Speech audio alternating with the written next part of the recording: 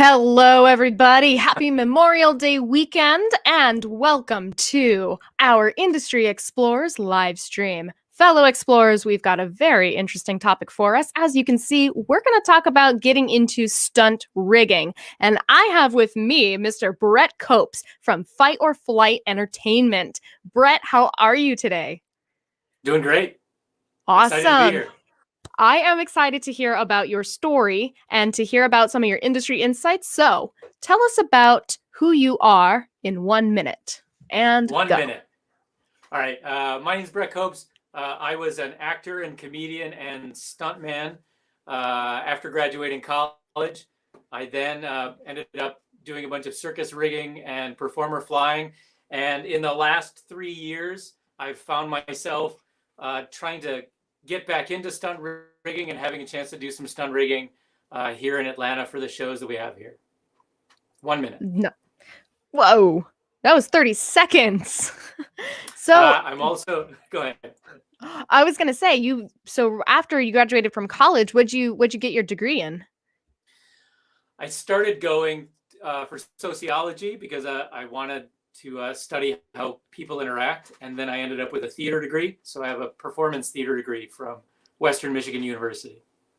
Very nice. So can you please describe the entertainment industry as a whole? And then we're going to zoom into where stunt rigging fits into all of this. Man, my interpretation of the entertainment industry. Well, look, if the pandemic's taught us anything, it's that it's an important industry, but it's not necessarily as important as medicine or science or things like that. And I think it attracts a lot of very interesting and weird people. But it also, I find the entertainment industry to be kind of silly overall, in that we can find ourselves being so super serious about stuff. I've seen other people get stressed out about things and have it ruin relationships and lives. But in the context of it, it can be a lot of silliness and make-believe. But it's also really cool and really fun and really rewarding. Where else do you get to make believe and play with the kind of things that we get to do in the entertainment industry, and to have the kind of reaction that people have when they're seeing it? Oh, absolutely. And again, if the pandemic has taught us anything, it's that we need our entertainment and we need to have that sort of like that interaction. And, what part of the entertainment industry does stunt rigging fall into? Is it live events? Is it movies? where do you fall into play? Okay. Place? So just so we're clear, when we talk today, I'm telling my stories from my stunt rigging that I've had a chance to do. Right off the bat, if someone says stunt rigging, we're almost exclusively talking about movie, television streaming, anything that happens on video or film. It does kind of branch out a little bit beyond that. There will be some what might be called stunt rigging in live shows, but most of what happens in live shows might be considered performer flying or acrobatic rigging. So when we talk about stunt rigging, or when someone says, I'm a stunt rigger, I want to get into stunt rigging, you're almost exclusively talking about movie and television stuff. Some of the techniques and technology may transition over into other industries, but it's really very much focused on TV and movie production. Well, that sounds very exciting. A dumb question, maybe not a dumb question. Do you have to be, oh, we are getting a message saying the Facebook event is not working, no live viewing of this. Well, that's kind of sad there. Let me just check Facebook real quick. Sorry, guys, technical difficulties here. Don't think it would be the first time that this has happened. Nope, we are live on Facebook. So, I'm glad that people are seeing us. All right, let's get back to it. So do you have to be in a place like Hollywood or Atlanta to do stunt rigging? That's a really good question. I think you'll find, as a stunt performer, what you've done is you've taken movie and TV production. You've taken a role in it, which is not being an actor or being a director. It's not being a grip or a lighting person. And you're kind of narrowing it down a little bit more. All right, I'm not those things. And now you've kind of gone into the performance side of things. You're making it even a little more narrow. And now I want to be a stunt person, which is already a fairly narrow career to be in.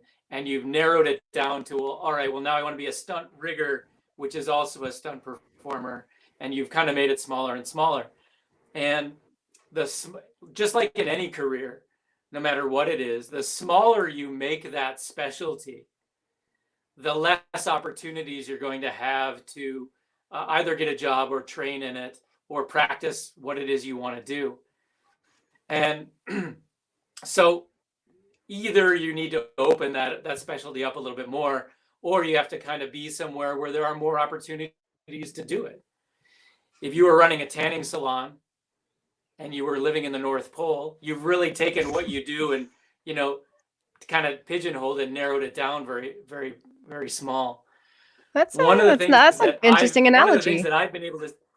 One of the things that I've been able to see in the last handful of years is that, I started doing stunts in, 2000 and 2001 in Los Angeles, where the only biggest concern was that a lot of big productions were moving to Canada. Gotcha. And in those last 20 years, productions have moved away from just happening in Los Angeles.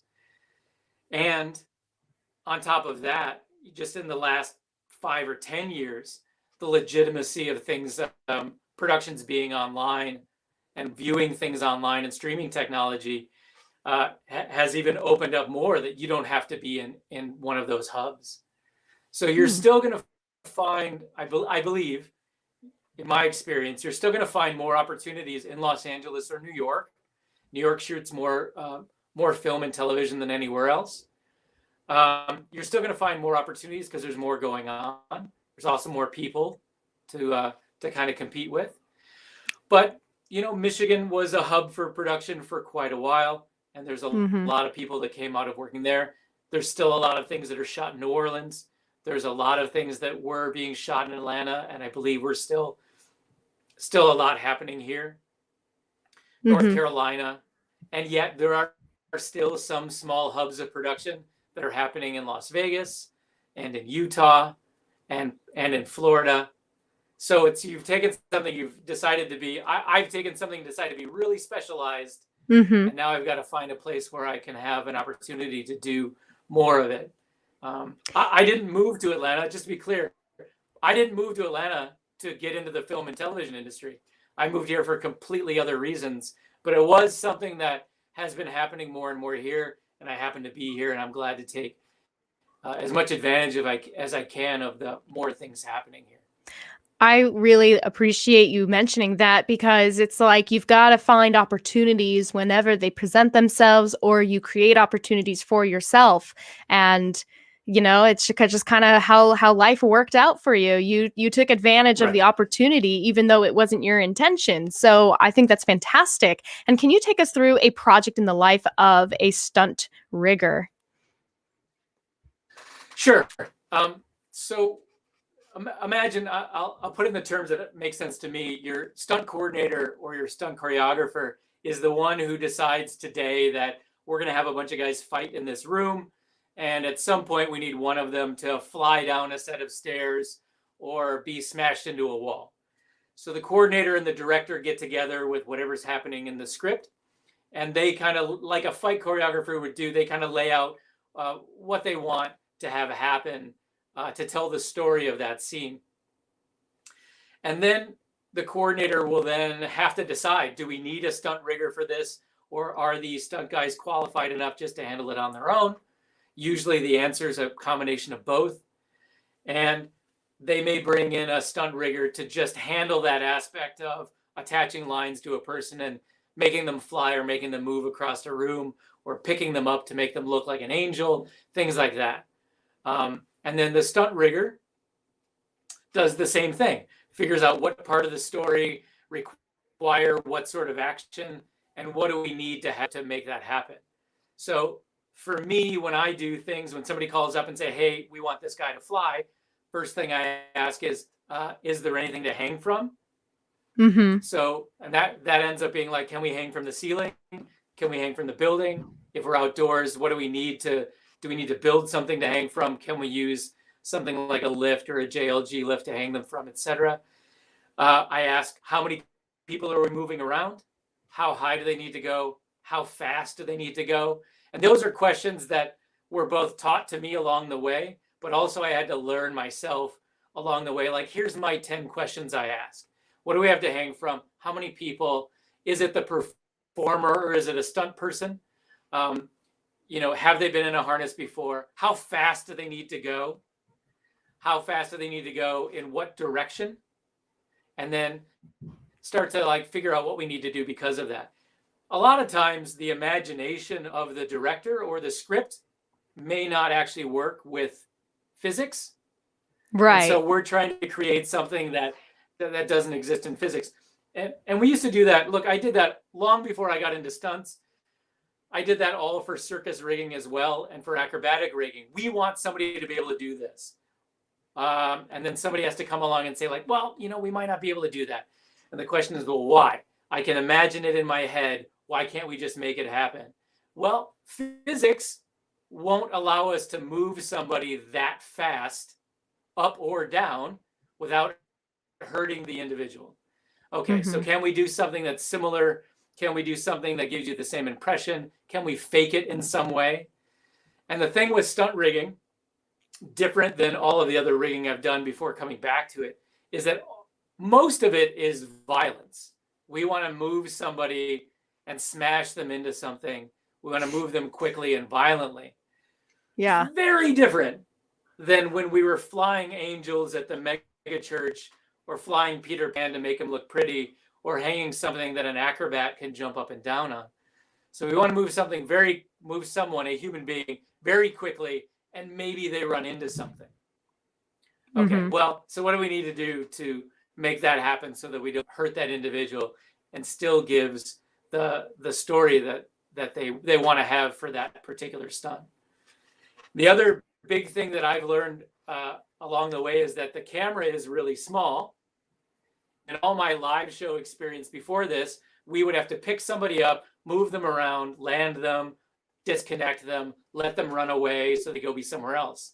Mm-hmm. And in stunt rigging, I only need to pick the person up, fly them across the screen very quickly, and then they don't care what happens to them after that. So it's definitely been a new experience dealing with the camera and how small the camera can be and how they don't have to land, we don't have to disconnect them, things like that.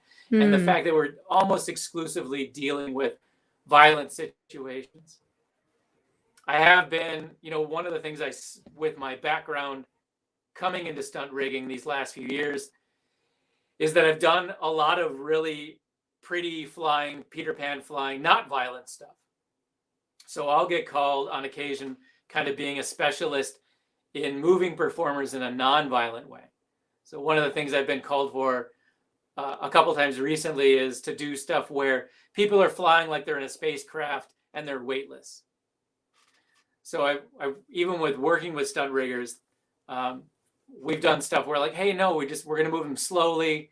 We're going to move them kind of lyrically would be something we would call it in the circus. We want to make things look pretty and weightless. And that doesn't come up as much stunt rigging wise. A lot of it's very violent. So when you mentioned that the camera is so small, way to answer your question, like it can be small. It doesn't need to be big. A lot of people might have done a lot of stunt rigging, but not necessarily done something where we need to move somebody very far. We need to do something very big, a lot of big truss structures and things like that, which is more of my background coming from the live shows that I've done. So with the camera being so small and not having the pressure of needing to like quickly disconnect the performer, does that mean that you get to spend more time padding their fall or, putting crash pads wherever they're taking a violent blow and then they end up over there off camera? Does the performer have more time to recover? And as a stunt rigger, stunt coordinator, are you able to put more of your focus on, taking care of the performer when they're off camera? Well, first of all, I'm not a stunt coordinator. Second of all, that would be ideal. All my training before coming back to stunt rigging was very focused on the performer safety and making sure that and coming from the companies that I worked for, we had a ton of that was very, very much trained into us. The stunt industry may be a little more forgiving than the companies that I worked for in allowing the performer to hit the ground on a mat or how hard a performer hit the ground on a mat. One of the things that came out of live shows that was kind of trained into me was that we have to be able to keep doing it over and over again. So it wouldn't be a very good stunt for us to set up in that environment where they hit the ground pretty hard and they have to keep hitting the ground pretty hard every day. So we had much more of a focus on training and repeatability, which also doesn't transition as well into what's happening in stunt rigging as often.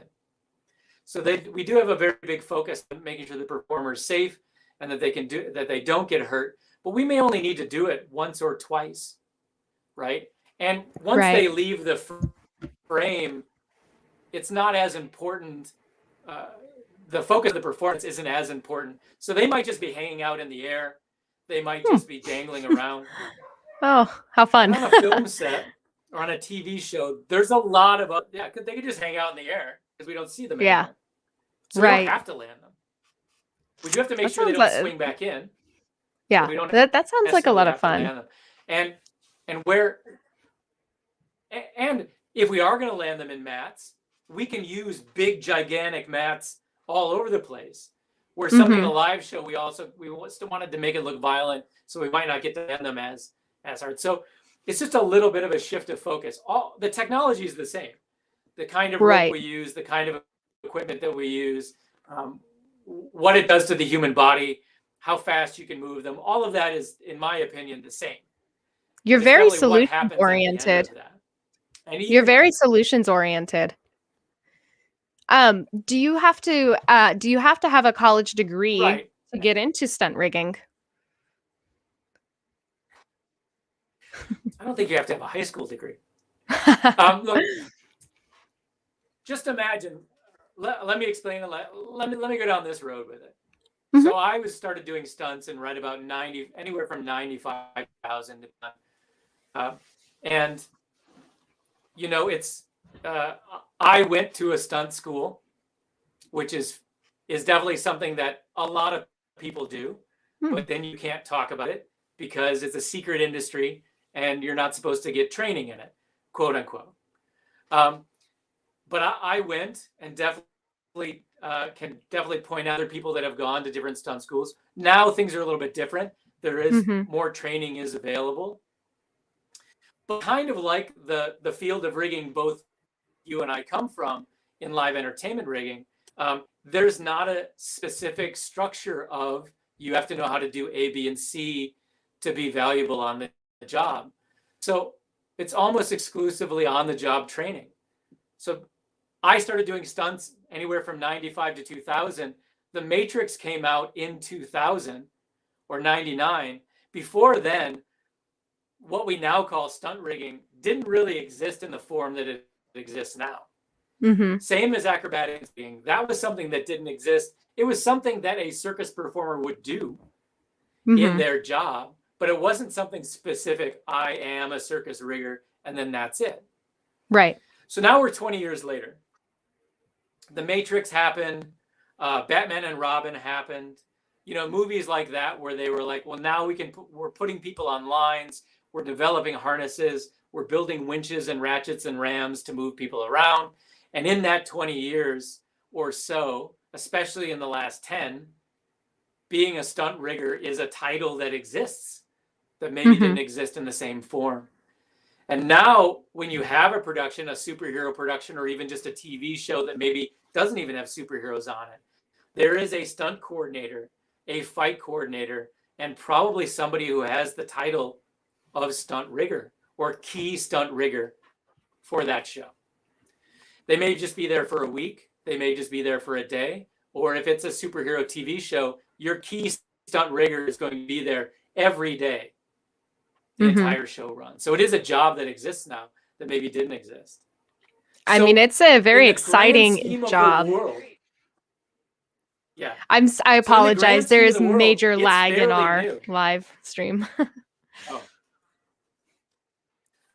So in the grand scheme of even film and film stunts, it's a fairly new thing.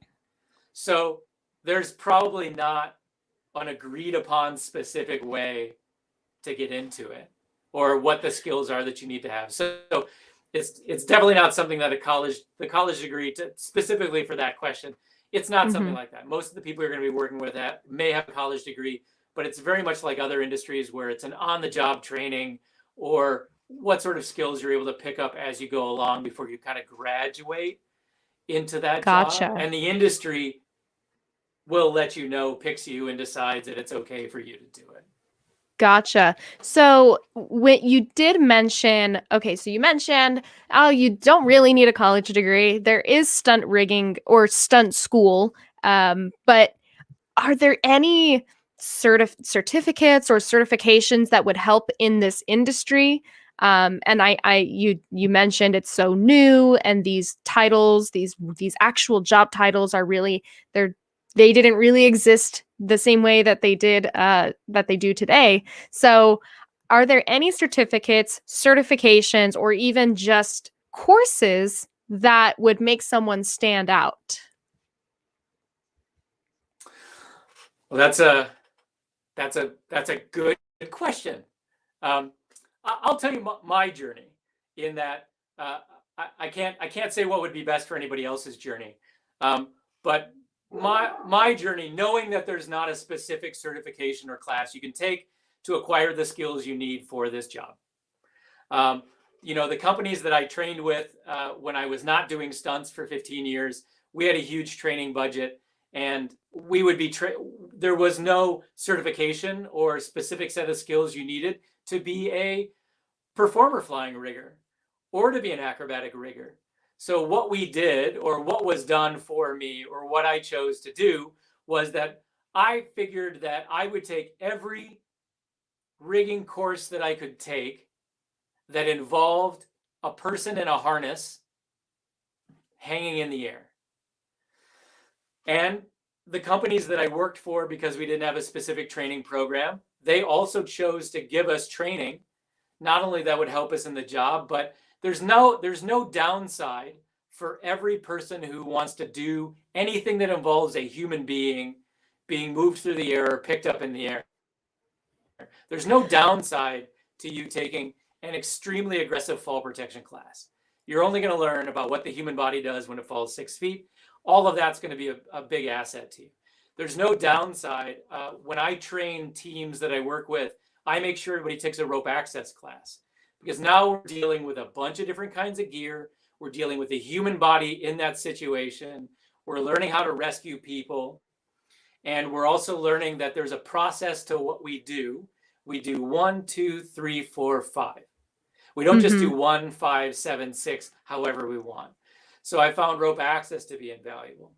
I also, as we talked about a minute ago, I decided to take a course in rope access, and in ropes courses and zip lines, because there's a bunch of gear that's used for those, and a bunch of rescue that you have to be able to do for those. So all of these, that's what's been my journey.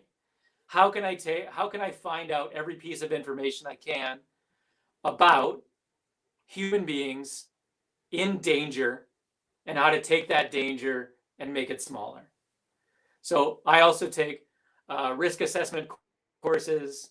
I've been doing a lot of workplace safety work in the last handful of years as well. I've been an expert witness when people have fallen. And so how do I take whatever risk there is and make it? In the UK, they're way better at risk assessment than we are being proactive. So every time somebody is in a circus show, an aerial show, or doing something for movie and TV, they have to do a risk assessment. So I've decided to learn a lot about risk assessment. And then along that line, I've taken everybody's workshop who's offered a workshop. Both to meet more people, but also to get... Oh, sorry. I am just, that lag is so long. I so apologize. The Fight or Flight Entertainment that's the company that you own. You do workshops. Would you like to share about some of your workshops? Sure. I've been teaching workshops. I teach about a 6-hour seminar. It used to be a little bit longer, but I teach a 6-hour seminar. It came out of my work as a circus rigger and acrobatic rigger, as the aerial arts became bigger in the United States in the last 10 years. So I've been teaching that for about 10 years. Some stunt people have come to it, and there is information there that they found to be helpful, but it's definitely not geared toward it. But we do talk a lot about what are the risks, how can we reduce those risks, and different than other rigging courses. All of my experience has been with human beings. I don't hang speakers. I don't hang chain motors, as hard as I can try not to. But all of my experience in this last 15 or 20 years has been lifting, suspending, and flying people. So even though we employ some of the same techniques as you might to hang a speaker, my real focus is on human beings, risk to human beings, and how to keep that person in a lower risk scenario, as well as the people around them. So in the courses that I lead, we do a lot of practical applications, here's knots, things that I've learned along the way, mostly answering the same questions that people keep having. How strong does stuff need to be to hang a person from it? What are the risks involved and how can we reduce it? Why use a carabiner over a shackle? Some of that nuts and bolts stuff is more of an entry level kind of thing. We don't fly people around the room. Do you work with automation very much? Sometimes some stuff that... So in all the bigger shows that I've done, we work a ton of automation, but I'm not an automation technician. So I can't program your winch, but I can tell you what's going to happen when we move somebody that fast in that direction. Sometimes that person in that role has been left out. The machine's only going to do what the machine does, but that doesn't necessarily change the risk involved. And I'll say this, attaching a human being to a winch is about 100 times more dangerous than attaching them to a rope that somebody else is on the other end of. So as a counterbalance, we can do a lot of very cool stuff with winches. Yeah, even though we can do a lot of really cool stuff with winches and it's a lot easier to move people around, there's a lot more risk involved in that scenario than there is if you and I grab a rope to pick somebody up off the ground. Wow. I mean, that certainly makes sense. So, what are some of your favorite tools? So I got really lucky really early on in that I was really excited to learn everything I could. And I worked with a bunch of people that came out of a more older school kind of rigging. And then, so I'm a real big dork for ropes and knots. I use a lot of prussics as opposed to fancier pieces of technology.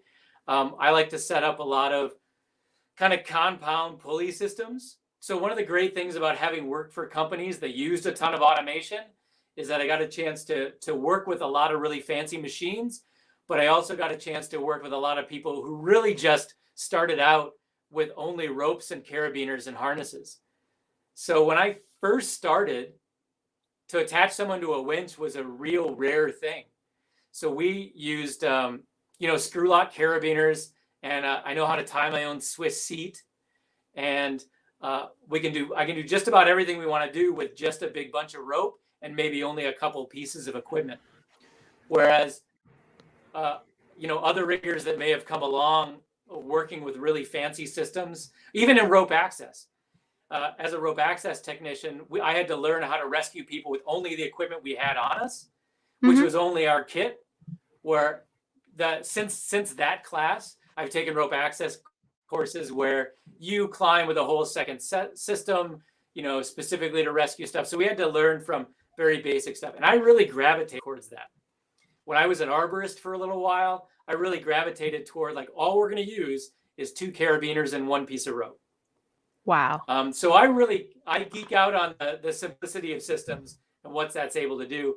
I've found you can work with really big fancy systems, but it's very difficult to go smaller. Where if you learn from a very simple system, you can expand out of that with more gear or people or equipment, but it's hard to go from bigger to smaller. So if we can do it with just 3 carabiners and 1 piece of rope, I'm game.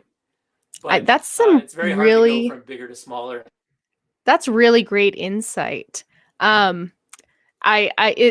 apologize again for the lag. It's a little awkward trying to like guess when you're taking a breath. So you mentioned so many technical skills and so many opportunities that people can take in order to strengthen their knowledge just of rigging in general, and then using that knowledge to apply it into the stunt rigging world or wherever you may try to apply your rigging skills. Right. You mentioned earlier that you have to communicate solutions to the artistic director, or if sometimes things don't work in the real world as you would like them to based on your artistic imagination. So I imagine communication skills are highly, highly important. What are some of the other soft skills or interpersonal skills that are really critical when you're doing your stunt rigging? So first of all, I love the term soft skills. It comes up more and more in the seminars I teach and the seminars I take from other people. I'll tell you my experience as a stunt rigger when it comes to soft skills, both as someone who hires people and who has to get hired by other people. This is really, look, if I'm going to put a team together, either for a long-term show or a short-term show, I really base it on who those people are, not necessarily what they know how to do. I would much rather build a team of 5 people for the live show that we're going to do that they have to have some basic skills, but depending on how much time we have, I can teach them, or we can teach them together on how to do the things we need them to do for that show or for that effect. But they need to be people that have the right mindset and the right set of skills to work together. I've made terrible mistakes in hiring people before. And where that shows up in stunt rigging, or at least in the rigging that I've done, is that they may or may not have the right technical skills. They can tie the knots we need them to tie. They know what a pulley is. They can splice. But if nobody wants to be around them, or if on one day they just decide this is too much bullshit to deal with, that attitude increases the risk to our performers, to the other people that I'm working with, people that are watching the show. So, and that's, I worked on a show before where when people would ask, what's the most dangerous thing about the show? I would name that rigger. Because it wasn't what's happening in the show.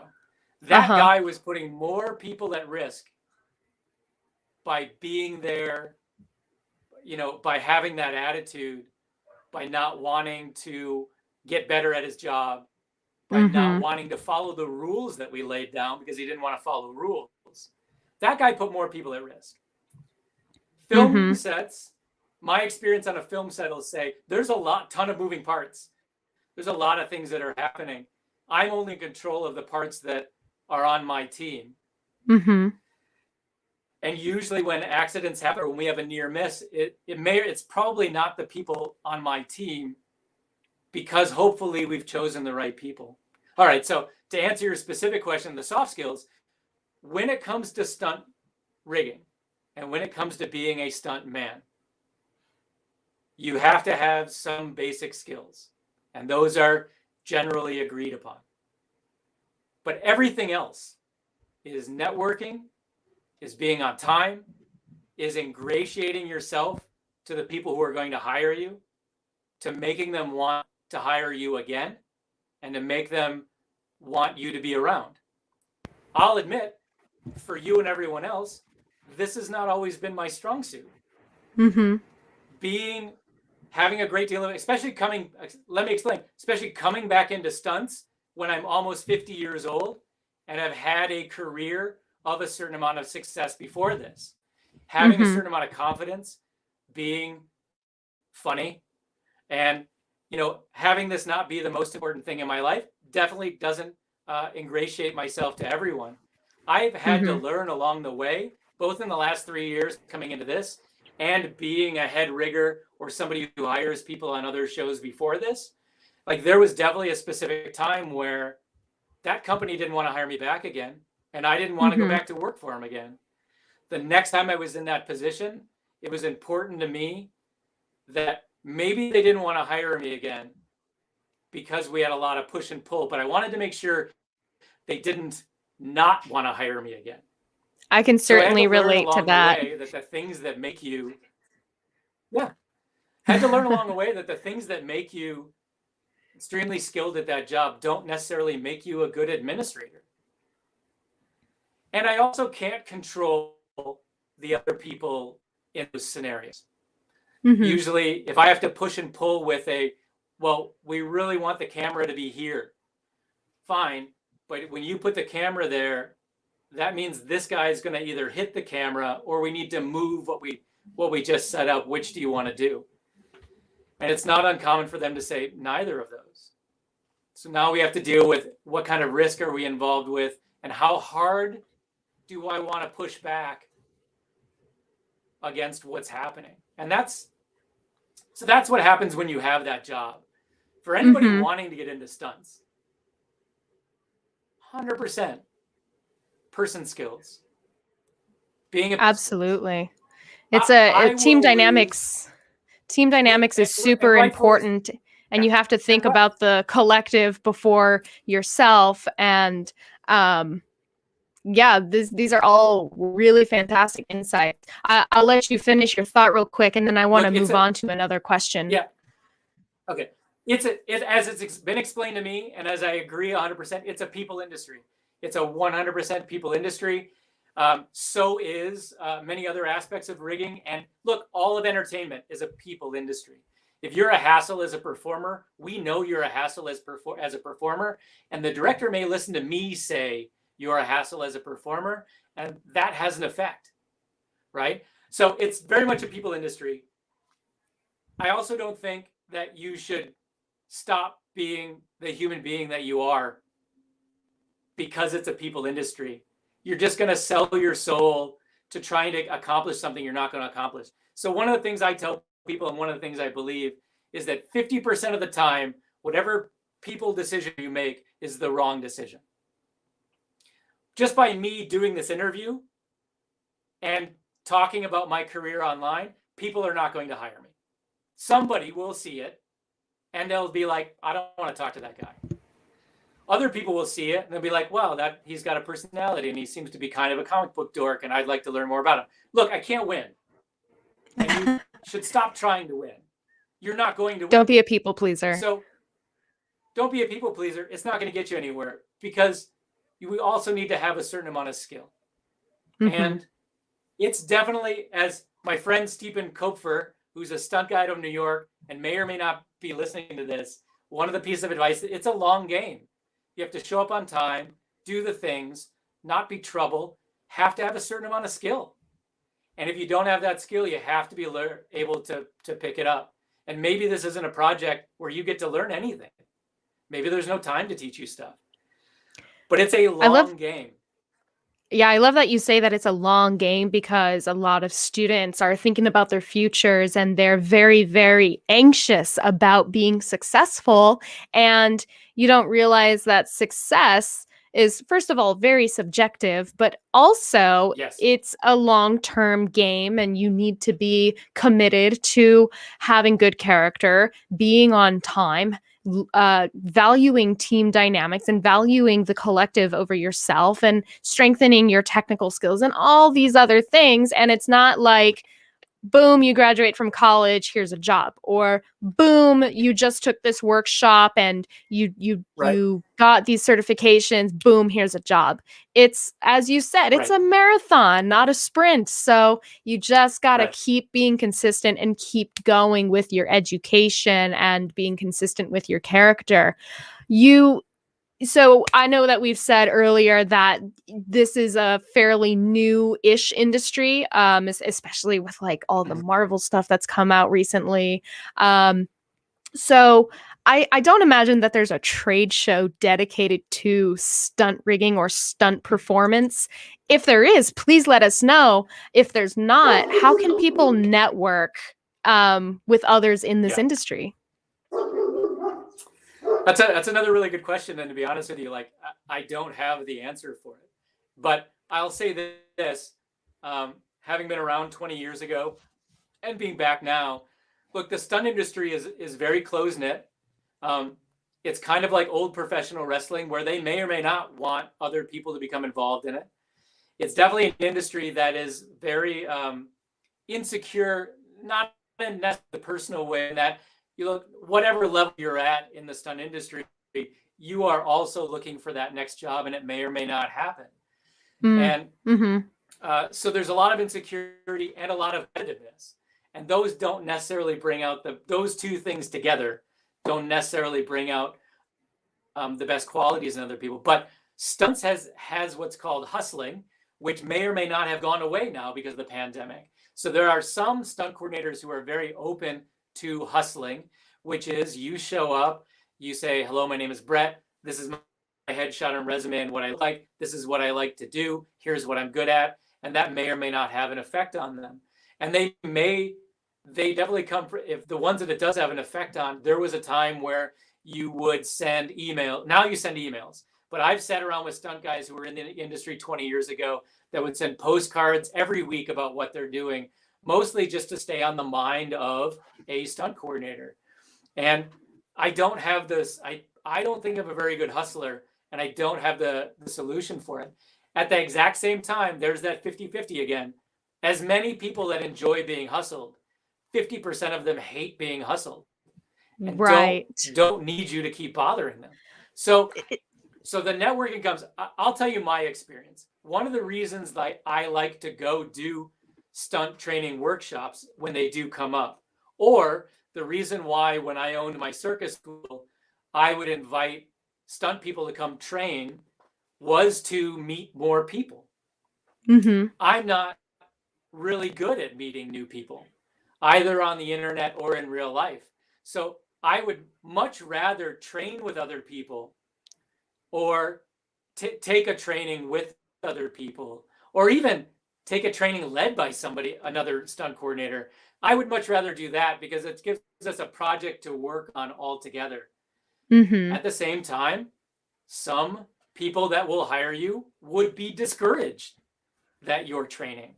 And some people that would hire you would be discouraged that any of that ends up on the internet. So is there there's no winning anything to it. is there anything that's going to get you blacklisted? Yeah, tons. So much. I can't control what people get turned off by, right? Right. There's a couple of handful of things. There's those, it's kind of like in entertainment rigging, is that there's a secret set of rules that somebody may or may not tell you, and you're supposed to know them or figure them out on your own. But there are things, especially now with the way the internet works and footage online, there's definitely things that if it ends up on the internet, you're in big trouble. I'd say, as far as like blacklisting, the number one thing that I look for when I'm in charge, and one of the things I'm very conscious about, just in my experience, is that I don't need you to agree that you can do a skill and tell me that in 2 weeks you're going to learn how to do it, right? I need you to be very honest with what you can do and what you can't do. I'll take that as well as soft skills. If you don't want to work with somebody, I need to know, and I will make a decision if that's going to happen or not. But I can't have an actress, I can't have a stunt performer show up on set to do a drowning scene, which happened, can't swim, and is now really drowning. Oh my gosh. Because you're so excited about being in the industry and so excited about that opportunity and so excited about whatever opportunity is going to come up from that. Please don't agree to stuff that you can't do. And I think it's fair to ask the question of the person who's hiring you, well, what does this really entail? If you're going to hire me to run and gun, I don't know what that means. And I need you to tell me what it is. Because no matter how much I want this job, I want to make sure that I'm not agreeing to something that I don't know how to do. I'm really receptive because I'm a teacher. I'm really receptive to knowing what you know and taking the time to help you either use you or not use you. But there's some of that secret rules things where the coordinator won't tell you what it is you're going to be doing. So you kind of have to work that out. But there's probably nothing worse you can do than agree that you know how to do something that you don't know how to do. And not everyone's there to help you figure out what that is. That's very true. This has been a very, very insightful live stream. I do need to wrap it up because we're a little over time, but are there any other industry insights that you would like to leave our explorers with before we sign off? Like I said, look, it's really a long game, and there is no specific formula that is going to get you the job that you want. And being a stunt person in general, you should look at it kind of like being a movie or TV actor or actress, in that it's a career. I think you're 1,000% better off having other things in your life that either relate to it or don't relate to it. During the pandemic, I wanted to climb trees and be an arborist. And there's definitely some of those skills that are similar, but it's probably never going to get me anywhere as a stunt rigger. But the next time we have to climb a tree, because that's all we have to hang from, I know way more about it. But I think you're always going to be better off being a complete person who feels good about themselves and knows how to do the things they know how to do with some confidence than you're ever going to be somebody who's chasing your work all the time. Look, I that's what I was a bunch of years ago. But look, now, like I said, I'm almost 50. I don't identify, my job is not who I am anymore. I've done a lot of really cool things and a lot of really dumb, dorky things and a lot of really silly things. And I've made some people mad and I've made a lot of people laugh. But I know what I bring to the table now. And it takes about 45 years to figure that out as a human being. Yes. So, you're dealing with an industry kind of like as well as production rigging that deals a great deal of risk. Mhm. So how about just stay really focused on the risk aspect of it? I'm not going to hurt anybody. I'm going to make sure people around me are not going to get hurt. We're going to try to do all the cool stuff we can do. And I'm going to learn everything I can about it to see if I'm still interested in it and to be an asset when it's time for me to open up my bag of tools and have what I need to have available to do what it is we want to do. I could quote But you all day with your answer don't get just obsessed then. with it. Yeah. Don't get obsessed with it. Maybe there's something else that's more fun. Mm-hmm. I love it. My favorite part is that you're better off. My story is. Sorry, my favorite part is when you said you're better off being a complete person than letting your job solely be the one thing that you identify as. I really appreciate that insight. It is wildly important, and it may not have an effect on people unless they transition from only identifying as what their career is versus becoming a complete person. And then when you're on the other side of it, you go, oh, I see what they mean by that. I feel more whole. I feel more complete. I feel happier with my life with this sort of mindset. Sure. I wanted to point out that your friend said, "Thanks for the shout out, Brett." Steve's a great guy. Look, so Steve is a martial arts coach and has coached. I want to take classes from the Steve. Olympics. And Steve and I both. Steve's an amazing guy, and he's definitely worth somebody to talk to. And I enjoy talking to Steve because we both decided I got back into stunts and Steve got into stunts as we're closer to 50 than we are to 20. And, just in that last little bit of insight, look, 25-year-old stuntman Brett behaved very differently when I wanted to get into the industry than almost 50-year-old stuntman Brett. We come from two very different places, and some of that is an advantage. Some of that's an advantage to me, but not necessarily the industry. And some of that is not an advantage. I'm not as well. There's certain things I'm not willing to do, both physically and soft skill wise. But Steve's great to talk to because he also entered the stunt industry at a accelerated age. Accelerated age. I am sticking with that. When I'm in my almost 50s, I'm going to say, excuse me, I'm in my accelerated age now. These are the prime years. So anyway, well, Brett, thank you so much for sharing so much insight with us about stunt rigging and about your career. It's been awesome. Would love to talk to you more in a podcast and hear more of your personal story. And yeah, you guys all heard it from here. There's so much insight from this episode. Until next time, explorers, I will see you guys on our next adventure. Be sure to like and subscribe to Industry Explorers, and I'll see you guys later. Take care, guys.